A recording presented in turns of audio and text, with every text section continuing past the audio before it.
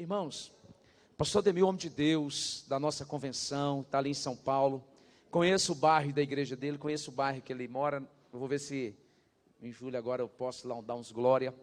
E ele é da nossa convenção há bastante tempo, um mestre, né? Ele já pregou aqui há um tempo atrás. Nós já estamos programando a vinda dele no segundo semestre. Nós vamos fazer aqui um grande culto de casais. Nós estamos precisando de cuidar dos nossos casais. Já falei para minha esposa que ela vai vir. Isso aí, a esposa, a pastora, vai estar com ele. E a irmã tem um curso, um ensinamento na área infantil também. Ela vai trazer um ensinamento para o pessoal da departamento de criança. Ele vai vir com a esposa. E nós vamos fazer um sábado para os casais aqui na igreja, tá bom?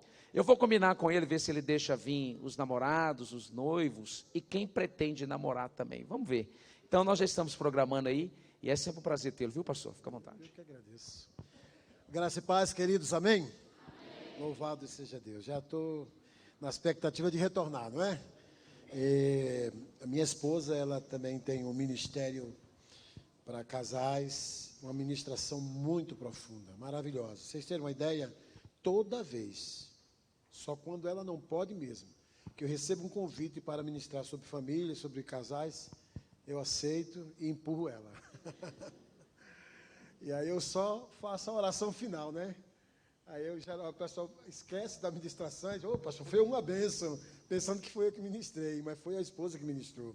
Ela tem uma palavra muito impactante mesmo. Abra sua Bíblia no livro de Romanos, Romanos capítulo 8. Romanos capítulo 8, a partir do versículo 2.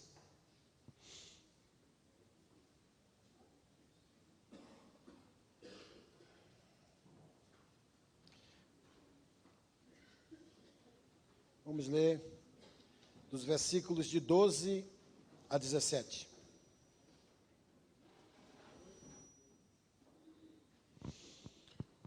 Amém? Após a leitura, você vai deixar a sua Bíblia aberta nesse mesmo texto. Eu vou te dar uma dica. Quando você vem à igreja, né, o pastor também, ele é um mestre, viu, irmãos? Eu ouvi a pregação do pastor, e aí eu disse para ele, olha, aumentou a minha responsabilidade, viu? É uma palavra maravilhosa mesmo sobre casais. Foi uma bênção para a minha vida. Eu saí dali muito impactado, abençoado com a palavra que o pastor ministrou ontem. Foi uma palavra maravilhosa. E vocês têm um pastor muito abençoado, viu, irmãos? Eu vou te falar de todo o coração, pastor. Eu não teria nenhuma dificuldade de ser seu co-pastor, seu auxiliar. Eu falo isso diante de Deus. Não teria nenhuma dificuldade. Nenhuma mesmo. Ah, pastor, o senhor é mais experiente, mas eu não tenho nenhuma dificuldade. É uma pessoa capaz, preparada, e a igreja está de parabéns. Honre esse homem. Eu gostaria de tê-lo como meu pastor. Eu tenho cerca de 30 anos de ministério. Aliás, 31 anos. 87, 31 anos, né? 31 anos. Eu gostaria de tê-lo como meu pastor. Eu falo isso de todo o meu coração, sem nenhuma hipocrisia. Que Deus me fulmine se eu não estou sendo sincero. Falo de todo o meu coração. Então honre o seu pastor.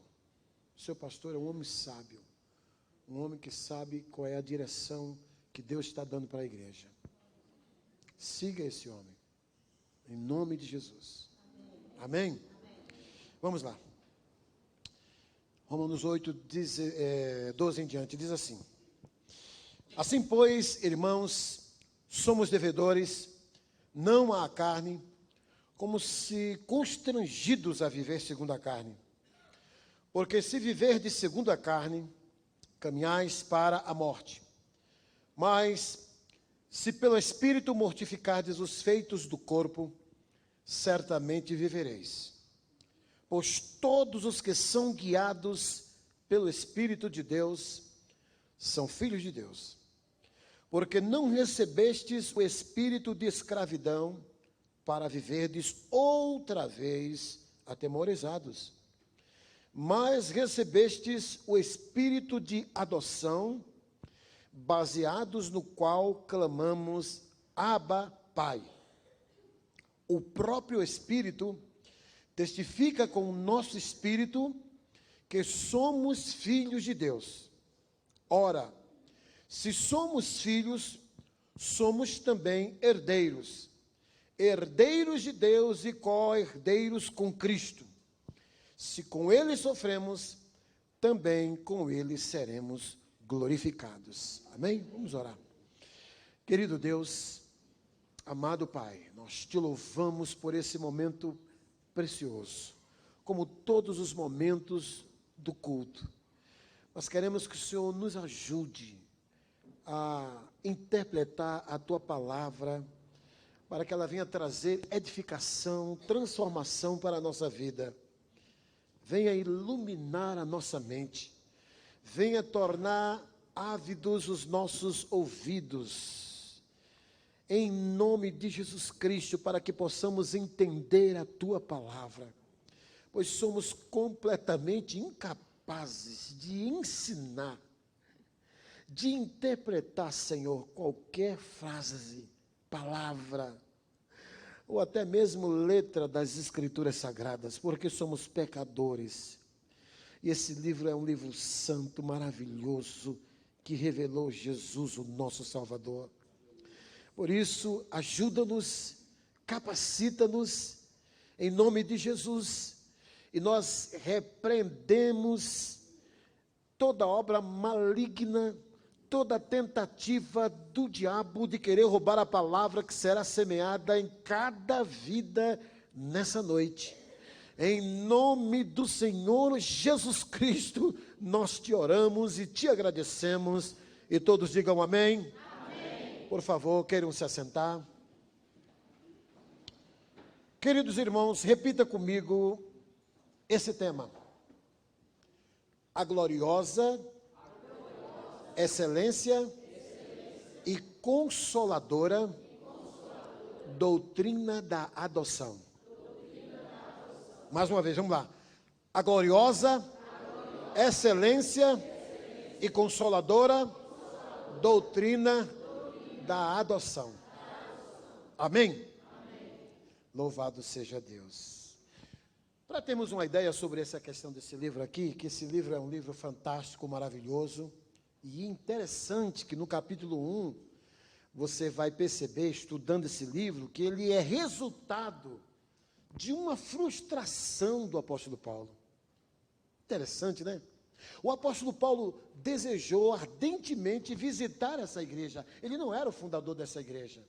Provavelmente foi um grupo de irmãos que foram cheios do Espírito Santo em Atos capítulo 2, em Jerusalém, e foram para Roma e começaram o trabalho do Senhor. Ninguém sabe exatamente o fundador. E Paulo desejou ardentemente estar nessa igreja para trazer alguns ensinamentos, para pregar a palavra de Deus e com o propósito também de tentar convencer, conquistar a igreja para que ela fosse uma sustentadora, mantenedora do seu ministério apostólico, missionário. Ele revela isso no capítulo 1 e 2. Principalmente nos versículos, capítulo 1, versículos de 15 em diante, aí você vai ver Paulo dizendo que ele gostaria de ir a Roma, pregar a palavra de Deus, porque ele não tem vergonha do evangelho. Porque possivelmente alguns irmãos estavam meio tímidos de pregar o evangelho, porque esta igreja estava em uma localidade onde a cultura prevalecia, reinava, a cultura grega, os filósofos, os homens sábios daquela época. E alguns estavam um pouco tímidos, talvez, de expandir a palavra de Deus. Aí Paulo fala, eu vou, mas eu não me envergonho do evangelho, porque ele é o poder de Deus. Paulo poderia falar isso com autoridade, porque ele era profundamente conhecedor da teologia, conhecedor da filosofia, e era um homem tremendamente sábio. Mas vejam só, nos capítulos 1, 2 e 3, Paulo está falando sobre o pecado na raça humana. No capítulo 1, especificamente, ele fala sobre aquele que não teve um encontro com Cristo, os tipos de pecados mais absurdos que são realidades na vida daqueles que não tiveram encontro com Cristo. E é interessante que existem alguns pecados ali que às vezes até são realidades na vida de alguns que às vezes estão frequentando a igreja. E aí ele faz uma crítica pesadíssima contra a homossexualidade, a feminina e a masculina. E no versículo 23 do capítulo 3, ele faz um resumo dos 3 capítulos, quando ele diz assim: pois todos pecaram e carecem da glória de Deus. Porque ele falou anteriormente que não apenas os religiosos, judeus, a elite espiritual daquela época, também eram pecadores. E os judeus, os gentios, que praticavam os mais absurdos pecados e os mais absurdos atos de idolatria, também eram pecadores. E aí ele quis dizer, todos estão no mesmo nível, todos pecaram e estão carentes da glória de Deus, separados da glória de Deus. E aí nos capítulos 4 e 5, Paulo agora está falando sobre a questão da justificação pela fé, que na realidade é o tema do livro todo. Justificação pela fé. O que é isso? Justificação pela fé significa o seguinte, que eu e você estávamos condenados, e em Cristo Jesus, eu e você fomos absorvidos. Justificados, pois, mediante a fé, temos paz com Deus. Ele fala no capítulo 4 sobre o nosso pai Abraão, o pai da fé, que só se fortaleceu, dando glória a Deus, glorificando, exaltando a Deus, independente das circunstâncias. Capítulos 4 e 5, ele enfatiza a justificação pela fé. E hoje, eu e você somos justos. Uma vez eu perguntei para uma igreja lá em Chapecó, uma igreja batista, lotada, cheia, e eu disse assim, quem é justo aqui, levante a mão. Ninguém levantou a mão. Porque eles entenderam o que o apóstolo Paulo fala em Romanos de uma forma equivocada. Quando Paulo diz não há nenhum justo, nenhum sequer, no capítulo, eu acho que é 13, é isso mesmo? Ele está se referindo ao que Davi falou no passado, na velha aliança. Porque não existia doutrina da justificação pela fé no Antigo Testamento. Mas todos que morreram no Antigo Testamento foram salvos pela fé no futuro Messias. Ninguém no Antigo Testamento foi salvo por causa da prática das boas obras, por causa da obediência da lei. Ninguém. Todos foram salvos pela fé no futuro Messias. Abraão, Jó, que disse, eu creio, eu sei que o meu Redentor vive. Todos. Paulo fala isso nessa carta. Todos. E aí Paulo diz aqui, ele citando o Antigo Testamento, ele diz, não há nenhum justo, nenhum sequer. Mas aí quando você continua lendo a carta, você vai perceber que todos aqueles que tiveram um encontro verdadeiro, regenerador com Cristo, se tornaram justos. Aí no versículo 1 do capítulo 5, ele diz o quê? Justificados, pois, mediante a fé, por meio da fé, temos paz com Deus. Por que ele diz isso? Porque o homem, antes de ter um encontro com Cristo, ele está em estado de guerra, de conflito, ele não tem paz. Mas quando ele aceita o plano de Deus em Cristo Jesus, Deus em Cristo Jesus o torna justo. De um condenado, ele passa a ser agora uma pessoa completamente absolvida. Amém? Amém? E aí então vem os capítulos 6 e 7, quando ele está dizendo: somos justos, fomos salvos, mas mesmo sendo salvos, nós ainda temos um mal dentro de nós, que se chama natureza pecaminosa. Ele fala do poder do pecado. O bem que eu quero fazer, eu não consigo por causa do mal que habita em mim. No tocante ao homem interior, eu tenho prazer na lei do Senhor, mas o mal que habita em mim sempre está influenciando, me puxando para fazer as coisas erradas. Mas aí ele diz que mesmo tendo essa natureza pecaminosa habitando ainda em nós, mas em Cristo Jesus e pela graça de Deus, nós conseguimos dominar o pecado pela graça. Quando ele diz assim, no capítulo 6, versículo 14: o pecado não terá domínio sobre vós, pois nós não estamos debaixo da lei. A lei não nos capacita a vencer o pecado, mas a graça de Deus nos capacita a vencer o pecado. Leia o versículo 14 que você vai ver isso. E agora vem, como vencer de uma forma mais intensa esse domínio, esse poder do pecado.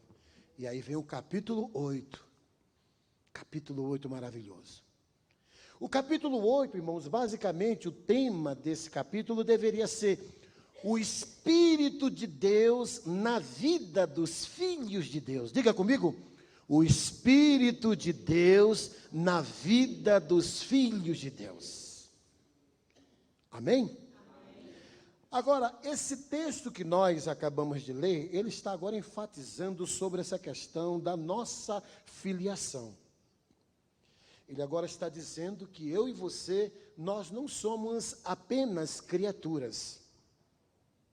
Nós não somos apenas servos. Nós somos, acima de tudo, filhos de Deus. Filhos de Deus. Essa é a maior posição que alguém poderia ocupar aqui na terra. Não existe posição melhor e mais sublime do que ser filho de Deus aqui na terra. O plano de Deus, irmãos, no Antigo Testamento era fazer da nação de Israel uma nação de filhos de sacerdotes. Mas eles rejeitaram o plano de Deus por meio de Cristo Jesus.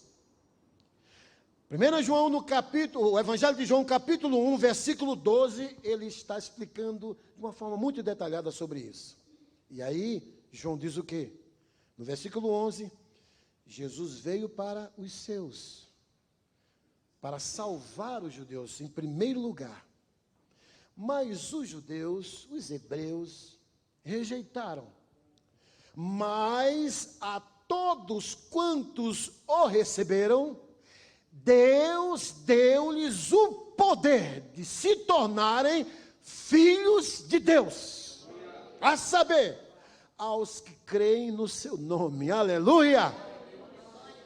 Irmãos, não são todos que são filhos de Deus. Às vezes eu ouço alguns pregadores na televisão, assim, de uma forma bem rápida, dando a sua introdução, dando o seu bom dia ou boa noite, não é? Às vezes de uma forma muito herética, equivocada, como por exemplo, com todo respeito, ele diz assim: meus irmãos ateus, meus irmãos feiticeiros, meus irmãos, aí está dizendo, né, muçulmanos, irmãos, não são nossos irmãos, infelizmente.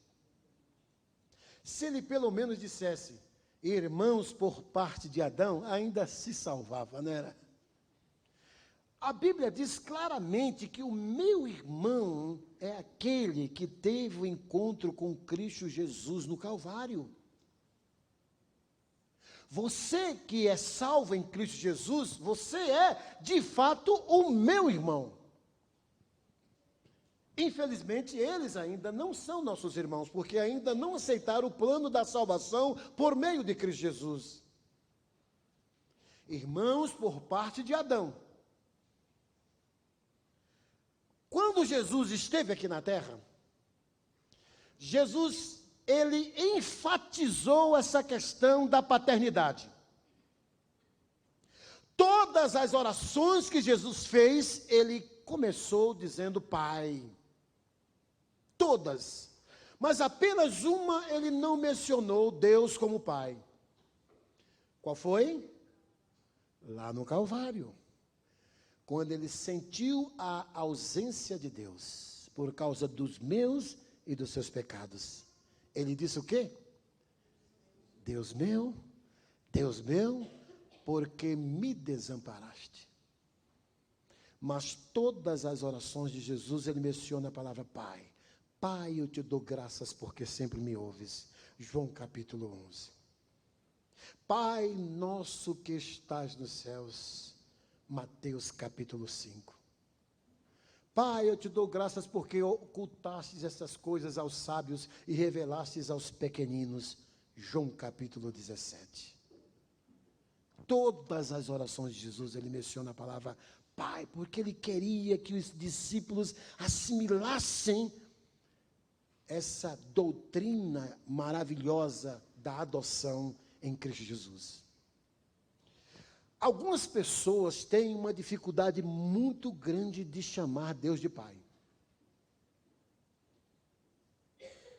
Ter essa consciência profunda de que você é filho de Deus é libertador. Alguns têm dificuldades, algumas pessoas têm dificuldade por causa, talvez, de um pai terrível que ela teve, que eles tiveram. Um pai que chegava embriagado todo dia, quebrando as coisas em casa, um pai que não foi fiel com a sua mamãe, um pai mentiroso, mau caráter, violento. E aí então ele se separou da mãe, está vivendo com outras mulheres, é um pai irresponsável. E aí a filha não vive mais com o pai, vive com a mãe, porque ela não quer nem passar perto do seu pai. E quando ela se converte em Cristo Jesus, e quando ela vai fazer uma oração, e que ela é incentivada, ela é motivada a chamar Deus de Pai, vem logo na sua mente, não, Deus não pode ser Pai. Pai é violento, pai é mentiroso, é mau caráter. Pai é traiçoeiro, pai é covarde, mentiroso. Não, Deus não pode ser chamado de Pai. Ela tem essa dificuldade.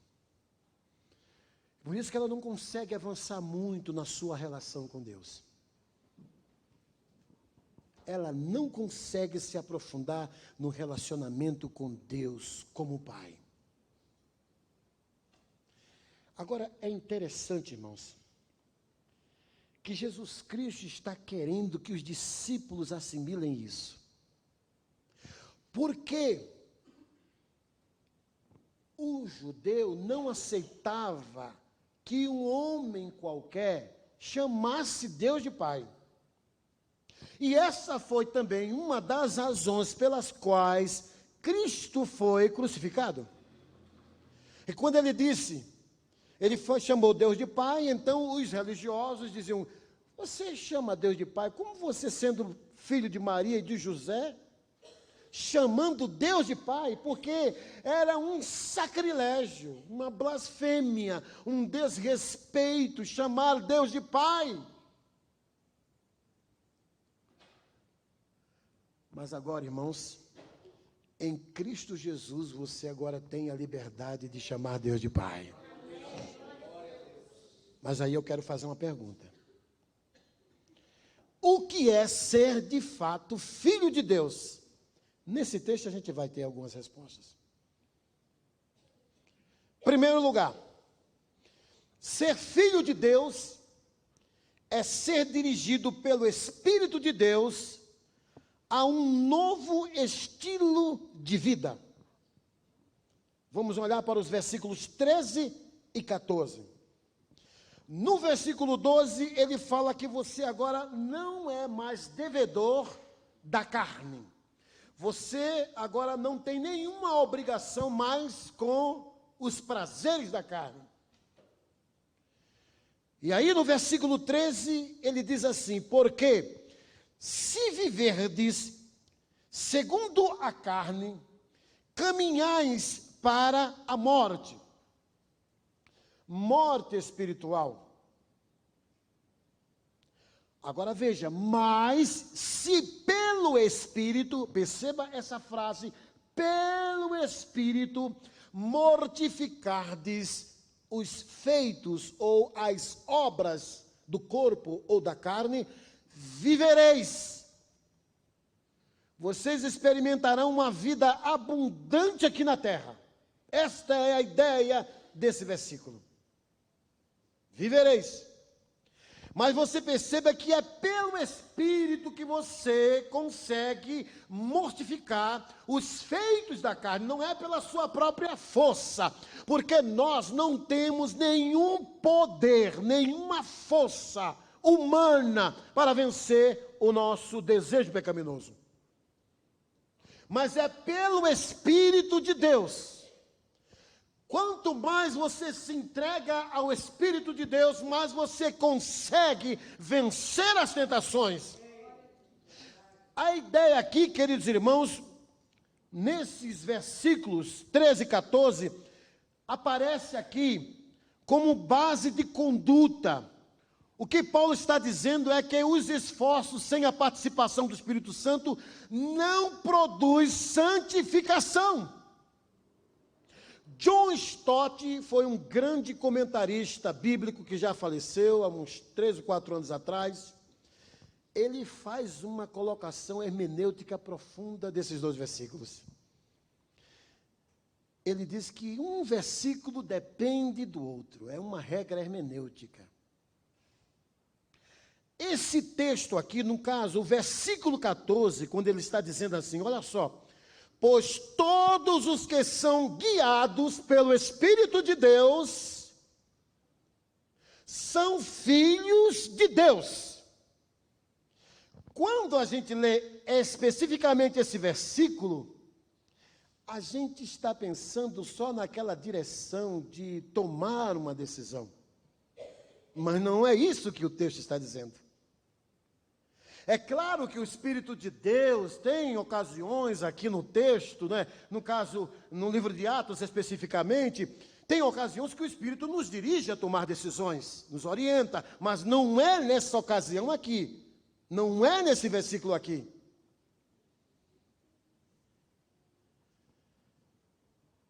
Essa é uma direção que o Espírito nos dá para viver um novo estilo de vida. É uma direção desagradável, que nós não queremos. Nós queremos uma direção agradável do Espírito. O Senhor está me dirigindo agora no hospital para ressuscitar um cara que morreu, está podre. Aleluia. Mas essa direção aqui não é agradável. É uma direção mortificadora, perturbadora. Porque quando a gente fala de mover de Deus, agir do Espírito Santo, a gente só pensa, não é, nos páramos da glória, a gente só pensa nas coisas maravilhosas, cócega na alma, há um gozo infindo, coisas tremendas. Olha, sinta a presença de Deus. Olha, eu saí daquele culto feliz da vida, glória a Deus. Eu não estou dizendo que o Espírito Santo não faz isso, ele faz. Mas nessa ocasião aqui é uma direção desagradável que o Espírito Santo gera, visando a mudança na nossa vida, visando uma vida de santidade.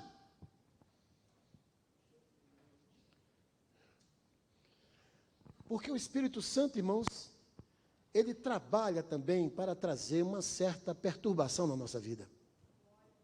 Foi assim o que aconteceu nos grandes avivamentos.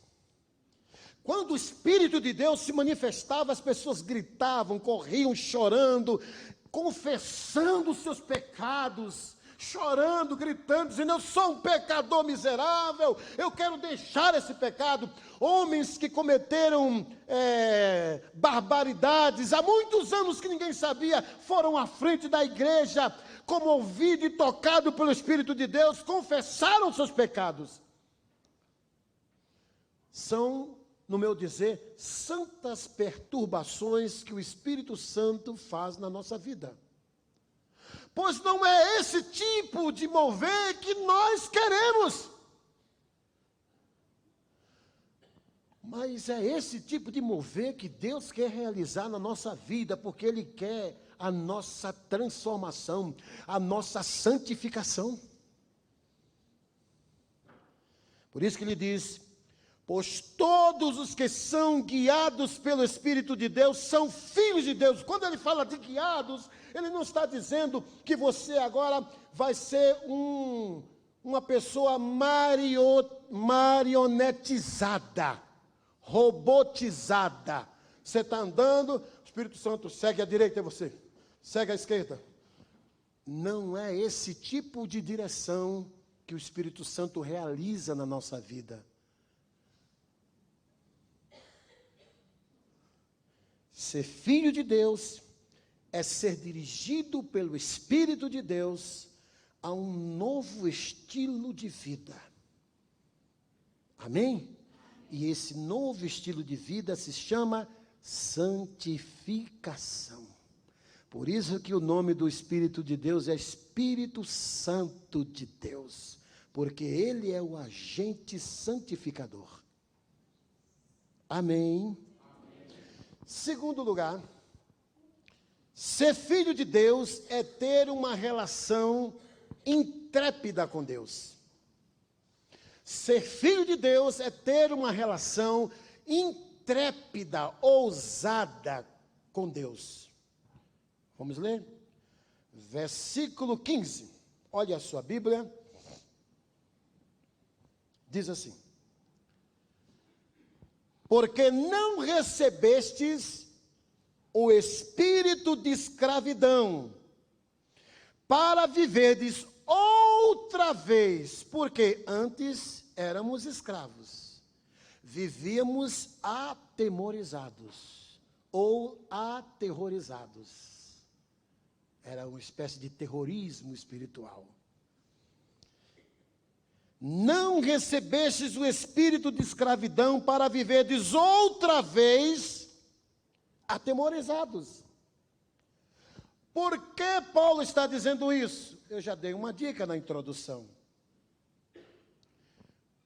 Os gregos, os gentios são pessoas que não fazem parte da nação de Israel, de outras nações. Eles vieram de um mundo pagão, de um mundo de idolatria. Eles ofereciam seus filhos em sacrifício aos deuses gregos.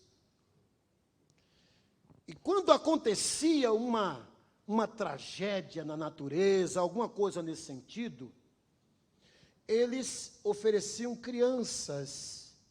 As crianças eram sacrificadas com o propósito de apaziguar a ira dos deuses. Os deuses estão irados. E eles, com medo, entravam no templo para oferecer as crianças, para apaziguar a ira dos deuses. Essas tragédias que estão acontecendo, é a ira dos deuses. E eles entravam com medo com suas crianças para oferecer os seus sacrifícios. E aí Paulo está dizendo, com Deus é diferente. Porque existiam pessoas dentro desta igreja que ainda estavam vivendo nessa expectativa. Eles não estavam tendo uma visão ainda correta de Deus. A visão deles de Deus era quase uma visão dos deuses que eles tinham, que Deus era um Deus carrasco, um Deus punitivo. O Deus dos ayatolás, dos membros do Estado Islâmico, um Deus que está na expectativa de punir, de conduzir as pessoas para o inferno. Eles entravam no templo, às vezes até com medo, mesmo sendo salvos. É lamentável, mas existem crentes com medo de Deus. Ter medo de Deus é uma coisa e ter temor a Deus é outra coisa. Eu me lembro, irmãos, quando minha criança, o meu menino mais novo, mais velho, ele estava mais ou menos na idade do seu menino, e ele fez uma coisinha que eu dei um grito nele, pá, pá, pá. Daquele dia em diante, o menino ficou com medo de mim, irmãos, passou mais de meses com medo de mim, e foi difícil. Eu fiquei angustiado com aquilo. Minha esposa disse, meu filho, você precisa repreender isso aí. Olha como o Jonathan está, ele está com medo de você. Antes ele corria para te dar abraço, agora não. Quando você está chegando em casa, ele vai para a cama, ele vai e fica escondidinho, ele tem medo de você. Eu fiquei angustiado. Deus também, ele se entristece quando vê seus filhos com medo dele. Nós não fomos salvos para ter medo de Deus, fomos salvos para ter temor, respeito, reverência a Deus, que é diferente. Então, quando Paulo diz aqui, não recebestes o espírito de escravidão para viverdes outra vez atemorizados. Não, o Deus de vocês não é o Deus pagão. Mas também ele está se referindo aos judeus, que não tinham nenhuma ousadia, nenhuma liberdade de chamar Deus de Pai. E aí Paulo está dizendo, ele conclui no versículo, mas, olha que coisa linda, mas recebestes o Espírito de adoção, baseados no qual clamamos, oramos, Abba Pai. Espírito de adoção significa que Deus, por meio de Cristo Jesus, Ele adotou você. Você não tinha uma paternidade divina. A nossa paternidade, diz Efésios, era maligna. Jesus diz no capítulo 8 do Evangelho de João para pessoas extremamente religiosas que conheciam as Escrituras, que oravam 2 horas por dia e jejuavam 2 vezes por semana. Jesus disse para eles, o pai de vocês não é Abraão. Se fosse Abraão, vocês me aceitariam. O pai de vocês é o diabo. Olha que coisa interessante. Mas aí ele está dizendo, mas recebestes o Espírito de adoção, meus queridos irmãos, aleluia, louvado seja Deus. Você não é um filho temporário de Deus. Você não é um filho temporário de Deus. Existem igrejas ensinando isso, a tal da perca da salvação. Perdeu a salvação, Deus apagou o seu nome no livro da vida. Aí você se arrependeu, voltou, ele escreveu de novo. Aí você pecou, Deus apagou. Que brincadeira é essa, irmãos? Que Deus é esse? Você é salvo, mas você tem que provar isso através das suas atitudes. Atitudes de santidade, de comprometimento, de comunhão respeitosa com Deus. Diga, eu sou um filho. Eu sou filho eterno de Deus. Amém, amados? Quando Jesus diz lá no Evangelho de João, capítulo 16, falando sobre o Espírito Santo, ele diz o quê? O Espírito Santo habitará para sempre convosco. No Antigo Testamento, o Espírito entrava e saía, mas hoje não. No Novo Testamento, na nova aliança em Cristo Jesus, o Espírito habita eternamente convosco. Amém, amados? Amém.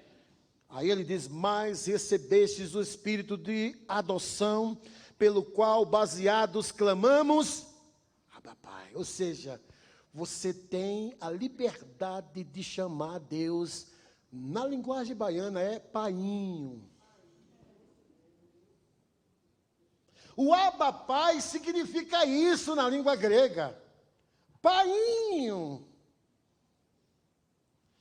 Tem gente que tem dificuldade de chamar Deus de paiinho. Acha que é um desrespeito. Não é, não. Paizinho, eu te amo. Jesus falou isso. Paizinho, eu te amo. Tem um livro que o título é Ouse Chamar Deus de Pai. Não li esse livro ainda, mas só o título é maravilhoso. É de uma indiana que teve uma experiência profunda com Deus. Ela diz assim: ouse chamar Deus de Pai. Diga, Deus é o meu Pai. Aleluia. E Jesus é o meu irmão mais velho. Diga. Você está aqui adorando o seu irmão mais velho.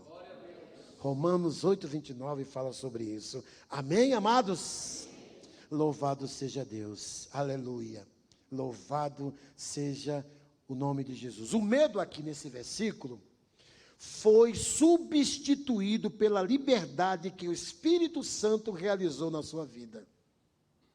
Terceiro lugar, ser filho de Deus é ter a certificação interior do Espírito Santo.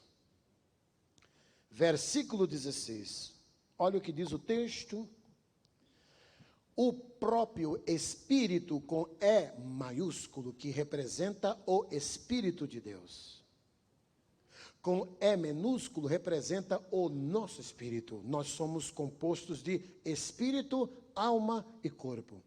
O meu espírito está selado, colado, amalgamado, intrinsecamente, coladinho com o Espírito de Deus, e são inseparáveis. Essa é a ideia aqui desse versículo, quando ele diz aqui, o próprio Espírito testifica com o nosso espírito, que somos o quê? Filhos de Deus. A certeza dessa filiação. Em outras palavras, é a certeza da salvação. Eu me lembro uma vez, Dom Serafim, com todo respeito ao meu querido e amigo Dom Serafim, não é? Eu respeito ele como uma autoridade eclesiástica da Igreja Católica, mas ele fez uma declaração há muitos anos atrás, quando ele era o chefe, né, o bispo da diocese. Ele disse assim: ninguém tem a autoridade de dizer que tem certeza de vida eterna. A única pessoa que tem certeza de dizer que é salvo, que tem a certeza de salvação, é o Santo Padre João Paulo II. Ele estava completamente enganado. Já o padre Fábio Marcelo ensina diferente. Já concorda com isso aqui, a certeza da salvação. Como está mudando, né? Ele estava equivocado, porque, irmãos, quem é salvo tem certeza. João, quando escreve a sua primeira carta, antes de Apocalipse, ele escreve com essa motivação, com esse propósito, de dizer para os irmãos: olha, eu vos escrevi para que vocês saibam que vocês têm a vida eterna.